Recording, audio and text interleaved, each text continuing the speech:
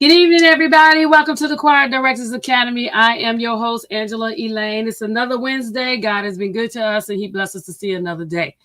Listen, like and share this video. I want to say hello, shout out to all of those who will be watching later. I have a tremendous audience that watches at a later time, but I just want to share a few things with you. Again, like and share this video. I'm so thankful that you all decided to hang out with me. It is cold here in the Chi-Town Midwest area.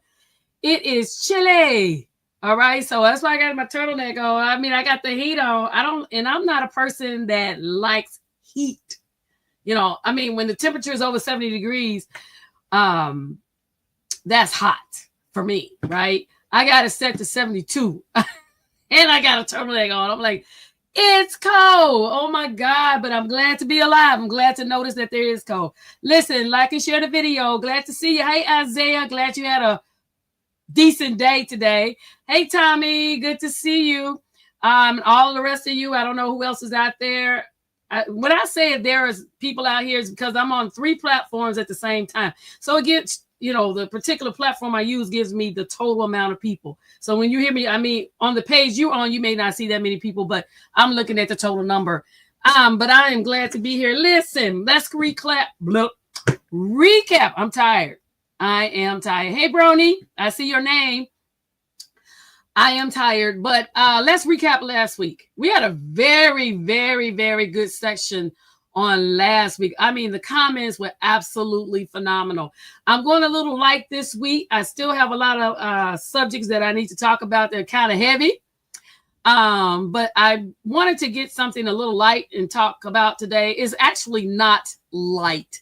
It is a subject that is very dear to me because I'm learning in my field. I'm a consultant, so that means I talk to a lot of different people everywhere. I'm looking down and I'm looking all around, so I know I should be facing the camera. Y'all forgive me, right? In my profession, I work with a lot of Fortune 100 companies, and I meet a lot of different people. And there's conflicts all the time. And it's one thing I like about being a consultant because I don't get in office politics. I've been an area level manager.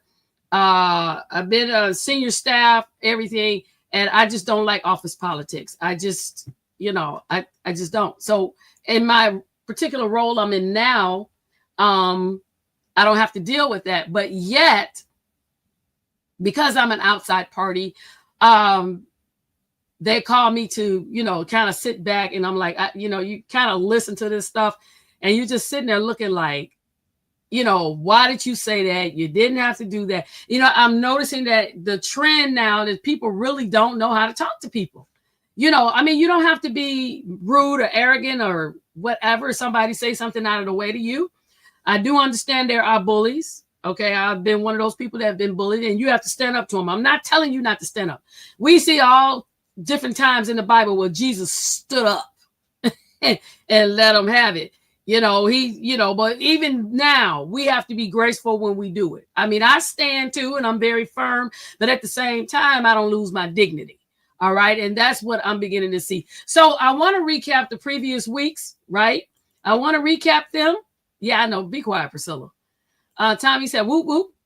And my friend V Rogers is out there. Hey, be quiet, Priscilla. Yeah. Okay. Hey, cousin. Good to see you. I want to recap last week. We talked about the standards, hired help versus volunteer help. And I want to give a shout out to Isaiah for that question. Very, very good topic. And we came to a few conclusions. Is there a difference between hired help versus volunteer help? The standard? No. And technically there's no difference between the two. It's just one is compensated for their skill set and the other one is not. Right? And we also, through all of the comments, fantastic comments, should the standard be the same or different for both? And it's an absolute, we came up with absolutely yes, that the standard should be the same. I don't know why I worded it that way, but anyway, the standard should be the same, right? And we also had a few other items. We say you should pray before hiring somebody, and we're talking about church people, because we know that there are a lot of wolves in sheep clothing. Everybody is not who they say they are. Let's just keep that real. Just like in the world, everybody's not who they say they are. And even unfortunately in the church world, which has thrown a damper on a lot of different things, we get all this church hurt, we get all of these misunderstandings, we get all of these different things, and communication is the problem. Communication is the problem. Hurt people hurt people. Okay, but you should pray before hiring somebody. And let's not be desperate in our hiring. Let's not just grab somebody and put them in a role, because once you get them in there, it's hard to get them out. Okay. And then, the other flip side of that is that when you put somebody in the role that's not the best person for the role, you won't attract the right people, right? Because sometimes you have the wrong person in the role. You got people that don't want to work with that person. So you never have that right person that may be a better fit for the role. They won't even try out or even come around because they don't even want to deal with what you have, right? So you don't want to be desperate in selecting anyone. Third of all, you want to list the requirements and ensure both you and that person have a clear understanding. Whatever you wish to for them to do, appearance, technical skills, rehearsals.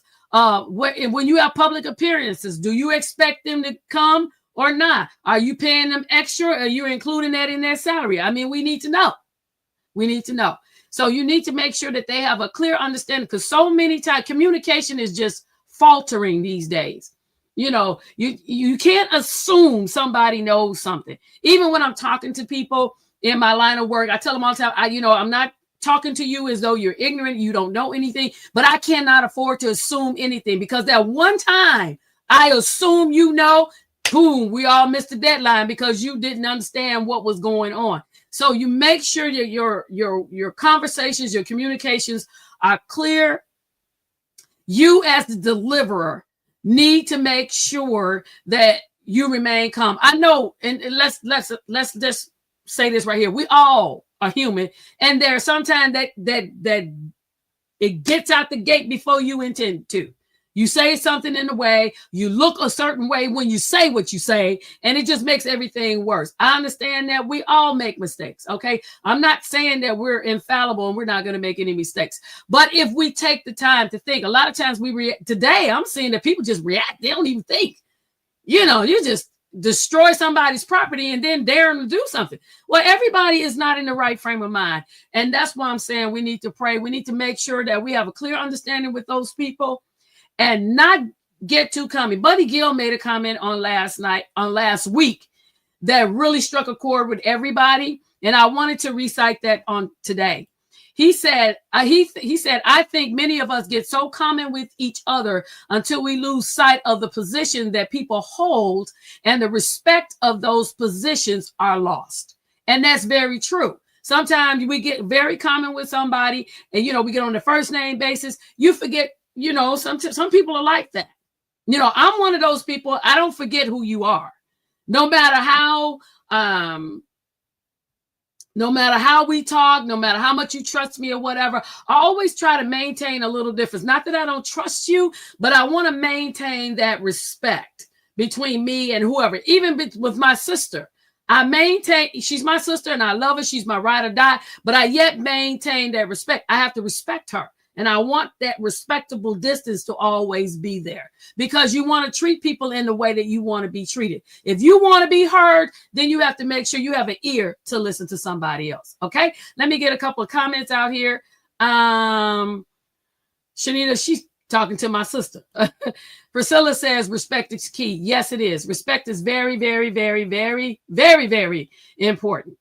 Okay. Always maintain a respectful demeanor with people. It doesn't matter. It doesn't, actually, I maintain a respectful demeanor, even with people, my subordinates, people that report to me. I maintain a respect, even if I don't care how old they are. I address all the men as sir. It doesn't matter to me what color they are, who they are, how young they are, how old they are. I address them as sir, not because I'm inferior. I don't have an inferiority complex. But it's an idea of maintaining that distance, that respect for them. And when you respect other people, they respect you back. Okay. Yes, there are always those people that are going to try you, and I always let them know, don't come for me. If you come for me, you better be ready. Be ready. If you decide to come for me. All right. Don't let the dress and don't let all of this fool you. You okay? Don't think that. And I think a lot of people do that. Don't make assumptions on people. Never do that. Always address everything with an ounce of caution. Always address people with an ounce of caution, even if you related to them. You don't know if your relative or your sister, brother, or whoever had a bad day. Address it with caution, not walking on eggshells, but you address it with caution. Learn to have discernment. We need discernment today. When somebody's talking to you on the phone, you should be able to hear. I don't care how calm they are. There's distress in the voices. I remember last night I happened to enter a call on a late where I didn't hear everything. I didn't hear the entire conversation. But when I got on, I realized, I'm like, what's going on? Everybody, I could pick up everybody's spirit through the phone. There's silence. Sometimes people can be silent and nothing's wrong with them. They're just silent. Okay. But when they were silent and I just sat there, I'm like, what is wrong with everybody? Why is everybody like this? And come out to find out today what was really the problem. But you should be able to identify and speak, have caution. All right. I learned that with people, dealing with so many different types of people. Exercise caution when you're talking to them. Okay. I mean, that's just anybody. I would do that with anybody. Right. Okay. Shanita says, cousin, you are dropping some, what is the diamonds tonight? You say you don't mind dragging if you listen. Don't do that. You know me, cuzzo. Okay. So let's go to what we're here to talk about. Addressing concerns and resolving conflicts with leadership. Now let's be real. Everybody doesn't agree on everything. Can we just establish that? Nobody agrees 100% of the time. I don't care who you are. If you are a human being, you do not 100% agree with everybody. That's just how it is. That's why Jesus put in the Bible what we should do when you have a disagreement with somebody. Go to that person directly. If they don't hear, then you bring a couple of witnesses. If they don't hear, then you bring it through another group. If they don't hear, then you bring it through the last group or whoever, or you just say, okay, we're going to agree to disagree. You go your way, I go my way. Sometimes you have to separate. All right. But there is a way, that is the proper way. And I know we have that scripture said there is a way that seemeth right unto the man, but the end of that is not good. All right. But there is a proper way. I'm not saying, and when I say this, a lot of times people get all huffy and puffy with this type of subject. Nobody's saying that leadership is correct all the time, but I don't sit there and look for flaws, right? Because I realize when you're beneath somebody, you can see that's the only person you see. So the enemy is always going to show you what's wrong with that person. But understand, while you looking up to somebody else and you seeing everything wrong, somebody else is looking up to you seeing everything wrong. It reciprocates. So you want to make sure that you address and you talk in the proper way. Always, you don't want to say things or do things out of the way. Shanita says, yes, Lord. And why people get so mad about that, I don't understand. We do that. We just get all upset, and then we fall back to the point where we don't want to go to church. And let's not do that. Let's not put everybody in the same can. Let's remember that everybody's not the same. Just like you're not the same as that person up the street. Remember that everybody is not the same. Okay. One thing I noticed in my career, the ability to work together has become a lost art during this season of entitlement. We're living in the time now that everybody feels that they are entitled. I'm entitled to this. I'm entitled to that. That's why we got all this confusion, right? Nobody really wants to work for what they have. Everybody, well, this is the way it's supposed to be because this is the way it's supposed to be. No, and we've lost. When COVID came on the scene and they told us you can't get close to nobody, you got to stay 6 feet away. You got to do this. You got to do it. That was just conditioning. And some people one of their proclivities is that they are easily manipulated. And when you're easily manipulated, once you get in a mode, it's hard to get you out because you're looking for comfort. Can I say this? Life is not about comfort all the time. It's not. There are going to be some uncomfortable situations. I've been going through one for the last 3 years. Very uncomfortable situation. Everything went haywire. There was nothing I could do. You can't do there are some things in life you can't do damage control, right? Me growing up thinking I was entitled to have a good life and I was entitled to this and entitled to that. And I soon found out it's not the case. In working together, you cannot have a sense of entitlement. You cannot have a sense of entitlement. The only thing you're entitled to is respect. That's everybody. We're all entitled to a certain level of respect. But as far as working together, you have to learn how to compromise, not your principles, but compromise to get the job done. All right. So one thing we have to do is we have resorted to complaining, but do not take actions. All of this protesting, what is that going to do? I'm not against protesting, but all of this protesting and all this fighting and all of this, what is it? What are we accomplishing? What is it going to do? It's not doing anything. I mean, is the problem getting resolved? We're still looking at the same problems every day. So we resort to complaining, but we're not doing anything to get the situation fixed, right? And our actions do not achieve changes. If it's not changing anything in your life, then you need to let it go and move on to something else. But that's what we have resorted to. And you don't want to be relegated to the complaint box, because it's just like the kid that always cried wolf. Oh, it's a wolf. And all the village, remember that? I don't know if anybody remember that childhood story, and everybody ran out to try to came out to kill the wolf. And then they found out that there was no wolf. He's like, there was no wolf. He did it 3 times. And then people just got kind of turned a deaf ear to it. So that when the wolf actually came and he cried wolf, everybody stayed in the house. He not doing anything. He just, whatever. They just relegated him to the box. And then when they came out and found out all the sheep were devoured but that was his fault. You don't want to be a person that complains about everything all the time, because then people turn deaf ears to you. They turn a deaf ear. You don't want to be taken for granted. Okay, let me get a couple of these comments. Shanita says, yes, people want to be given everything and not work hard for you. Hey, Pastor, my fellow president. Oh, you're welcome. You are so. That choir was on point. Actually, I'm going to show that video you had out there. On point. You are absolutely what. And your wife, hospitality. I owe her one for that. I owe her one. Thank you so much. Shanice said absolutely nothing. No, complaining does absolutely nothing.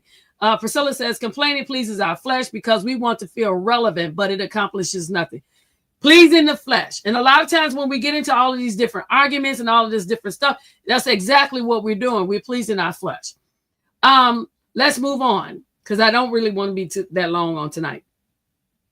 All right, let's get into things that you can do. Before you address a concern or issue, please pray. All of you that are on here, please pray before you address a concern or issue. You don't want to move in the flesh. We have too much flesh moving today. All right. It's in the music. It's in the song. It's in the dress. It's in everything. It's just flesh, flesh, flesh. And you know what? The thing that we need to remember, people that are coming from the world into the church, that they saw that in the world. They're not coming in the church to encounter the same thing. They're not. Listen. They're not. I hear from them all the time, and they want to come to church. They want to be involved with Jesus, but it's just like, I ain't coming into church to see the same thing I'm seeing out in the street. They're not coming inside to see the flesh. Look, I'm in the church. I ain't coming to see the flesh. I'm not okay. Like sit. I don't hear nothing but ching-a-ling-a-ling-a-ling. I don't hear nothing. Help me, Lord. But before you address a concern or issue, pray. That's something we don't do. That's something we don't really do today. And I don't belittle anybody's feelings. I don't belittle anybody's fears or concern. Okay. But the spirit of those of us who are saved, The Bible tells us God has not given us the spirit of fear. Don't get caught up in the fear mongering. Learn the fear mongering. Learn to pray. Don't let anybody get you fearful, because fear is of the devil. I'm trying not to go over there, but that thing is disturbing my spirit. It's like all of a sudden we in the church have jumped on the bandwagon. Oh, I'm scared to fly. Oh, I'm scared to drive. Oh, I'm scared to do this. Oh, I'm scared.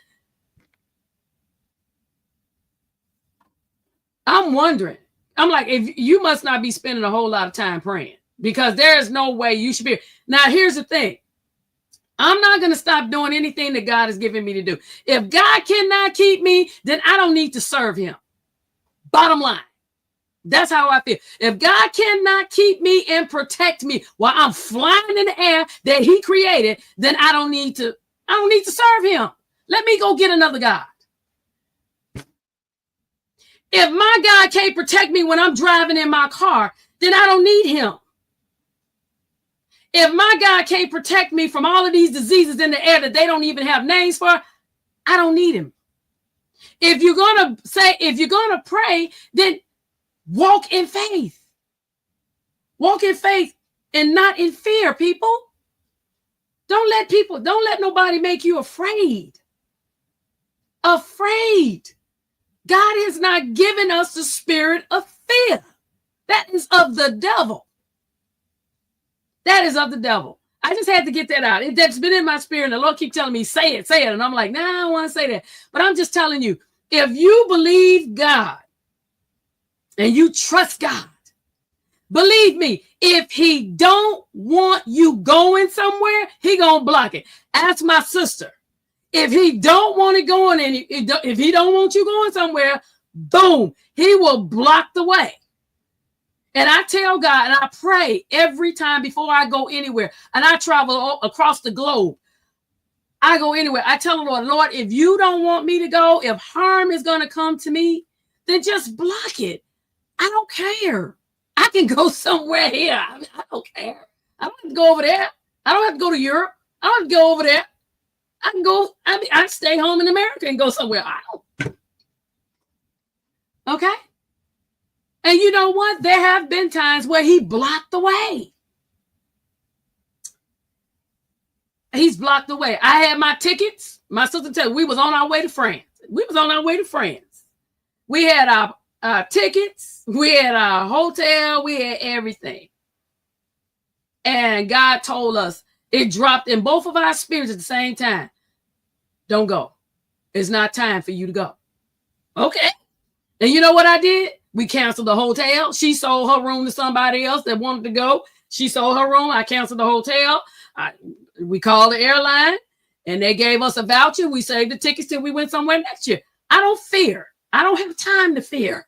Okay. The God I serve, he can protect me. All right. I just want to throw that out there because I'm tired of people being afraid. That's the devil. He wants us afraid. But we cannot. I refuse to be afraid. I'm wise, but I refuse to be afraid. Let me get off that soapbox. That's not what I want to talk about. Okay. That's my friend Isaiah. He said, hello, good evening. You talking tonight? Oh, pray for me, bro. Pray for me because I don't want to teach. And Priscilla said, amen. Listen. Tommy says, talk. Come on. Boom. Boom. Ain't got no time. Come on. Shanita said, well, I'm guilty because I'm scared to fight. Don't be afraid. Don't be afraid. I understand, though. I understand. If you've never flown before, you will be nervous. But trust me, dear, once you get up there, hey, Terrion said, definitely. He said, that's true. That's come on. You should listen. Cousin, you acting like auntie now speak. That's my mama, right? But I'm serious. I just had to put that out. I had to encourage you with all that, y'all. Just pray. Don't be fearful. Don't be fearful because God has things that he wants you to do for him. And you can't do them if you're afraid and fearful. You can't work for God if you're fearful because what he's going to tell you to do don't make sense. But when you step out and you do it, he already made the way. He just wants you to step out. And once you do that, he makes everything all right. All right. So before you Yeah. Before you address a concern or issue, pray. Pray without ceasing. All right, y'all, pray for me because I'm really trying not to go into that missionary mode. I'm trying to stay calm because I want to get off of here. Terrion, set your clock. I want to be done by 8:15. I got to get through these points, y'all. All right. Number one, I've learned, leave your emotions out of it. Okay, leave your emotions out. If you're a person that gets emotionally charged all the time, leave it out. Don't talk and don't talk to people who flame the fire. Come on. Talk to somebody that's got some sense, a mature person that's outside. You always need somebody in your group that's outside the situation that can look and say, okay, I hear what you're saying. I hear what you're saying, but this is the way you need to be. Okay, this is the way I see it. All right, leave your emotions out of it. Leave your emotions out of it. Okay, never have your emotions in this because it's not gonna do anything but cause an issue or a problem. Okay, that's all it's gonna do. Cause an issue or a problem. Never do that. All right, never do that. Always keep your emotions out of it because emotions only fans the flame. It makes things worse. It does. It makes things worse. And then you'll end up in trouble. It only makes things worse. All right. So, and I stress to you, watch who you talk to. Don't talk to somebody that's going to fan the flames. Make sure you're having a mature person, somebody who's solid in the word, mature, not faking maturity, but they are actually mature and they can talk to you and walk you through this. Okay. Because sometimes situations can happen and you can get all flustered and fleety and all of that kind of stuff. And the next thing you know, you've made a mistake. You said something that's not proper. You've done something that's not proper. All right. So leave your emotions out of it. One thing I do like about having some military training, I didn't go all the way through like my brother did, but I had some military training and we learned to compartmentalize things. I learned, sometimes people get a little nervous with me, but it's not. It's just that I have to compartmentalize. I'm not letting my emotions just run off. I have to compartmentalize. I put them in a closet and I'm able to function and do the job. Once I get home and I want to process everything that happened, then I take them out and deal with my emotions. You got to deal with it at some point in time, but I learned to just box it up and put it over there, lock it in the closet so I can do the job. All right. That's what you have to do. Leave your emotions out of it. And the reason being is because Proverbs 15:1 says a soft answer turneth away wrath. Right. Two people who are emotional, it's just going to escalate. All right. You're going to start. You might be bantering and you blah, blah, and you blah, blah, and next you know, you calling one another names. And then next you know, you're exchanging blows and then it just escalates. No, a soft answer. Oh, bring it down a notch. Oh. Somebody got to stay calm. But grievous words stir up anger. Somebody who you upset, they upset, boom, boom, boom. You're not going anywhere. You're wasting time. And the Bible tells you don't go to bed on your wrath. I paraphrase that. Okay. Let me get a couple of these comments. Terrion said, come on, mission. Stop it. Shanita said, we needed that. You have to obey God and do what he tell you to do. You're right. People are always telling me obedience. I'd be like, Lord. Tommy said, go there. I listen, bruh. She said, come on now. Tommy, what did you say? My thing is, why can't you just be logical as possible? That's it. We're not always going to be right. I get it. But if it don't make sense, since 360, come on now. Emotions can make it more than what it is ever supposed. Exactly. And that's how a lot of people end up in road rage incidents. That's how people end up in fights. That's how people end up, in hospital, all kinds of drama that is totally unnecessary. If we would just take a step back and listen, it's not always easy to do that. I'm not going to sit up here and say there's a quick formula. No, but I'm trying to give you pointers of things that I learned. I've been in situations where things escalated and it was like, whoa, I didn't need to do that. I didn't need to do that. And then you end up, and the problem with most people is that we don't want to say we're sorry. I wish I had a bell or a horn or something. We don't want to say we're sorry. What is that? Why is that? Somebody help me understand why we don't want to apologize.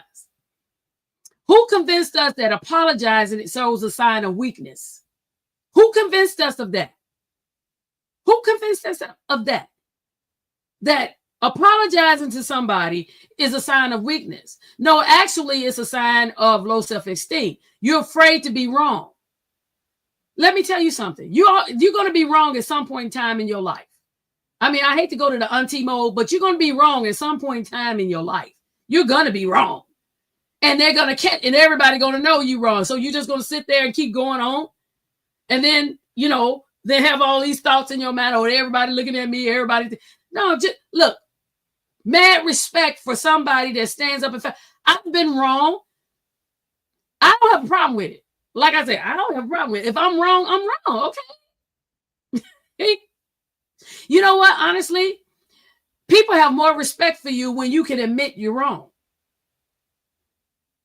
People have more respect for you because that's a trait that that's something that most people don't want to do. It takes strength to do that, to face people and say you're wrong. And I'm not talking about this grandeur thing. You could have just spoke out of turn. And somebody said, no, that's not the right answer. You said the wrong thing. Oh, okay, my bad. I'm sorry. But somebody, instead of saying I'm sorry, they'll stand there and argue for 5 minutes. Well, you could have just said you sorry and we all rolled it on. See, now you're arguing. So now you done made yourself look ignorant too. Everybody's just like, you know what? Okay, I had a job for you, but I'm gonna move on, right? And I'm be honest with you, I lost a job being foolish. So I'm not telling you just blah, blah, blah, off the side. I'm not talking off the side of my neck. I'm telling you the truth. I lost a good job because of that. So I'm telling you, learn to just be calm, learn to take a step back, process your thoughts. If they think you slow, that's fine. You don't know what I'm thinking. You know what I'm saying? You don't know what I'm thinking. I know a lot of people do that with me because sometimes I have to do that. I see people do foolish things and I have to take a step back and breathe. Sometimes they're like, oh, I know what I'm getting ready to say is harsh, but they look at me like, oh, you were sitting up there looking like this, that, and the other. And I told them, I said, yeah, I was, because I was trying to figure out whether you were stupid, dumb, or crazy. I mean, why would you do that? Why? Take a step, but I do that. I take a step back and I try to analyze the person and see where you're coming from. Because I'm not going to act the fool arbitrarily. You don't want to do that. You don't want to be known as that person. Okay, let me check these comments right quick. Who is this? Elisa said, we also don't apologize because of pride. Come on, sis. We don't apologize because of pride. Pride, absolutely. Hey, Z, my mentee. Love you too, sir. Love you too. I'm glad you're here today. Oh, Pastor Daddy, the new father, new husband, Matthew Levy, my brother, my friend. Liz, true strength to say you sorry. Absolutely. Let's move on. My next point, are your concerns in line with the vision? When you're talking to your leader, because a lot of people do that. I hear a lot of people talking about my leader this, the pastor that, whatever. Okay, so before you go to your pastor and voice your opinion, like I said, first of all, pray and maintain a level of respect. Don't disrespect anybody because you never know where you're going to end up one day. All right, God has a way of making you a leader, and you will have something. Because you know what? Always remember this principle. We quote it when people do wrong, but remember it comes when you do right as well. But you always reap more than you sow. You put a little seed in there, you're not just going to get that little seed back. You're going to reap a whole lot, okay? You sow the wind, you reap the whirlwind. So make sure that when you address somebody that is in a position or in an authority, I'm not saying they're right, but you need to recognize and respectfully address them, okay? Before you disagree with them, hopefully you had a conversation with them as to what they expect you to do. Never take a job and you don't know the expectations. All right. So we're hoping that you already talked to the pastor and you got this cleared up. You know what your job is. They gave you a job description. They sat down with you and talked about this. Are your concerns in line with the vision? All right, this is you going to them, tell me, well, I got an issue with what you told me to do. Is it in line with the vision? Did they tell you what the vision was? Right? And are you proposing a better way? See, the thing is when you address somebody that's in leadership, and I'm telling you, I've addressed pastors, bishops, CEOs, CFOs, CIOs. You know, they may have given me something to do. Bishop, my own father. And I'm sitting there going, okay, you know, I mean, you telling me to do this. And I'm like, okay. I don't see this because you know, sometimes here's the thing. You got to remember this. They may give you something to do. I'm watching this time. Okay. They may give you something to do. But remember, when the supervisors at the bottom see more of the day-to-day transactions than the one at the top. Right? The one sitting in the office don't see everything going on. Now, they may have a carnal knowledge of it because the best way to become a manager is to go up through the ranks. That's the best way. I don't care what nobody say. That's the best way. Start from the bottom and work your way up. All right. But a lot of times they forget when you get to working and you seeing things on a global scale, you forget all of the activities that go at the bottom. All right. So when they give you something to do, they may not necessarily recognize the fact that you working with the workers, right? You see all of this stuff going on. Remember, they kind of forgot. I'm telling you, I'm the same way. I'm up here and, you know, the people on my team have to tell me, but we don't do it that way. And I'm like, why did you do that? Why don't you do it that way? They said, didn't you realize that we do it? This is the new system. I forgot. Oh, my God, I forgot. You get out of touch. So that's what I'm saying. When you come and talk to them, remember, they're out of touch with everything that's going on at your level. That's why they got you there. They don't get involved in that. So remember that when you talk to them. And when you go to them, propose a better way. Rehearse what they gave you. I used to do that with my dad. My dad was a very good, I got a lot of my training talking to him because he was an extreme military man. And he was an all-around Renaissance man, karate fighter. He was he's got trophies going all around in the garage for all the stuff he won. And now he was also a theologian. He had an earned doctorate in theology and he was a counselor. So, but whenever I approached him and he gave me something to do, and I'm doing this, saying this for your benefit, he gave me something to do. I didn't necessarily understand it. And he would give it to me and tell me he wanted it done, but I'm sitting there looking like, well, this is what I got to work with. It's not going to work. So when I would sit down and pray and come up with a new way to do it, I would go to him logically and talk to him and explain to him, this is what you told me you wanted me to do. I rehearsed the whole thing. He was like, yes, exactly. That's what I want you to do. Okay, but it's not going to work. Why will it not work? Because thus, this, that, and the other. I will spell it out. This is why. But then I would tell myself, but I propose that we do it this way. And I would talk that way to CEOs, all of them.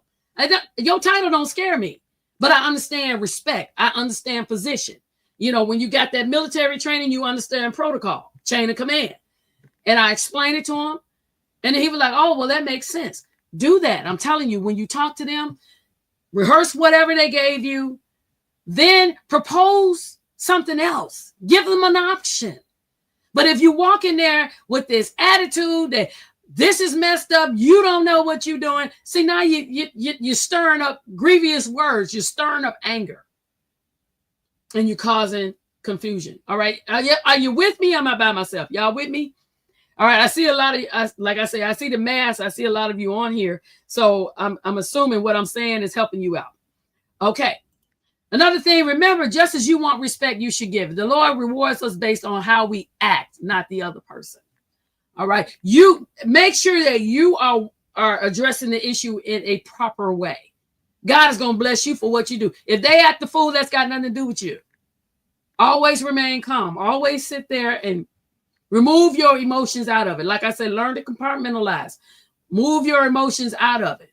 Just because your mind, let me tell you this. In moving your emotions out of it, your mind becomes more fluid, right?